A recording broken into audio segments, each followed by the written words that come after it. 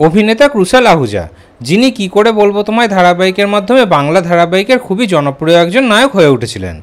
এর আগেও বাংলা ধারাবাহিকে অভিনয় করেছিলেন তিনি। এর আগে রানু পেলো লটারি ধারাবাহিকে প্রধান নায়কের ভূমিকায় অভিনয় করেছিলেন। তবে তার অভিনীত কি করে বলবো তোমায় ধারাবাহিকটি সুপারহিট হয়েছিল। ওই ধারাবাহিকের মাধ্যমে বেশি জনপ্রিয়তা পেয়েছিলেন অভিনেতা। কি করে বলবো তোমায় ধারাবাহিকে ক্রুশাল আহুজার বিপরীতে প্রধান নায়িকার ভূমিকাতে অভিনয় করতে দেখা গেছিল অভিনেত্রী স্বস্তিকা দত্তকে। এরপরেও কিন্তু আমরা অভিনেত্রী স্বস্তিকা দত্তকে বাংলা ধারাবাহিকে অভিনয় করতে দেখতে পেয়েছি।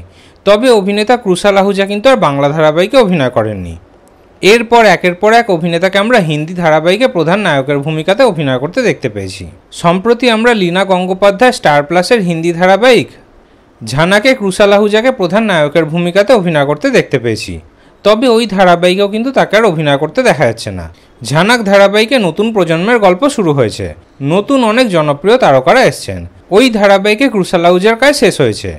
তারপরেই দর্শকরা ভাবছিল যে অভিনেতা এবার হয়তো বাংলা ধারাবাহিকে ফিরবেন। কিন্তু এবার দুঃখের খবর হলো যে অভিনেতা ক্রুশাল আহুজা আবারও একটি নতুন হিন্দি ধারাবাহিকেই ফিরছেন। এবার আরও একটি নতুন হিন্দি ধারাবাহিকে প্রধান নায়কের ভূমিকাতে অভিনয় করতে দেখা যাবে তাকে। তাহলে কি বাংলা ধারাবাহিককে চিরকালের জন্য বিদায় জানালেন অভিনেতা? কারণ এই মুহূর্তে অভিনেতার বাংলা ধারাবাহিকে ফেরার কোনো সম্ভাবনাই নেই। আর খবর পাওয়া যাচ্ছে যে অভিনেতা আগামী দিনেও নাকি শুধু হিন্দি ধারাবাহিকে অভিনয় করতে চাইছেন। তাহলে এবার হয়তো অভিনেতা ক্রুশাল আহুজা বাংলা ধারাবাহিককে চিরকালের জন্য বিদায় জানালেন। এই বিষয়ে আপনাদের কি মতামত কমেন্টে অবশ্যই জানাবেন।